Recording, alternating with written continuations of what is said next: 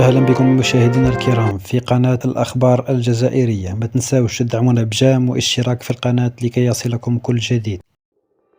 فبالنسبة لفئة المستفيدين من المنحة الجزافية للتضامن، المستفيدين الجدد من المنحة يتكون الملف الخاص بهم من استمارة المعلومات تستوفي جميع المعلومات المذكورة بها، تسلم من طرف جميع ملحقات البلدية، إضافة إلى شهادة عائلية ونسخة من بطاقة ترخيص للاستفادة من منحة 7000 دينار، زائد صك بريدي مشطوب، وأيضا نسخة من بطاقة التعريف الوطنية للزوج والزوجة وظرف بريدي كبير الحجم. ويتكون الملف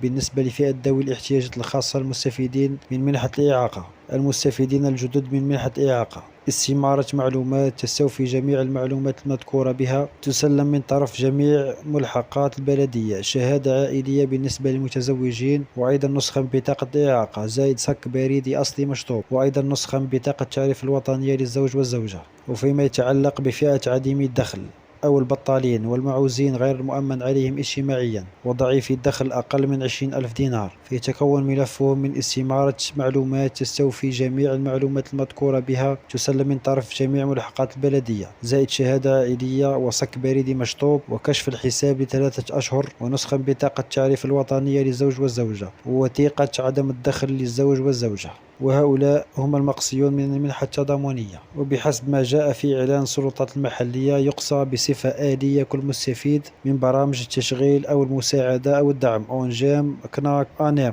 وأونساج بطاقة حرفي، والمستفيدين في إطار برامج الدعم الفلاحي، الزوج والزوجة وأيضا من المنحة التضامنية الخاصة بشهر رمضان 2024. إذن هؤلاء المقصيون من المنحة التضامنية. وبحسب ما جاء في إعلان السلطات المحلية، يقصى بصفة آلية كل مستفيد من برامج التشغيل أو المساعدة أو الدعم أونجام، كناك، أنيم وأونساج بطاقة حرفي، والمستفيدين في إطار برامج الدعم الفلاحي. إذن يقصون من المنحة التضامنية الخاصة بشهر رمضان 2024. ويقصى أيضا من هذه المنحة العزاب والمطلقات بدون أولاد، لأنهم غير معنيين بالاستفادة من منحة رمضان. وأيضا يستثنى فئة المسنين الذين يفوق سنهم 60 عاما. وينتظر أن يكون المسجلون السنة الماضية محل تحقيقات اجتماعية ستباشرها مصالح البلدية المختصة بالتنسيق مع المصالح المعنية، لا سيما مديرية النشاط الاجتماعي. ويتعين على المستفيدين الذين غيروا مقر إقامتهم التقرب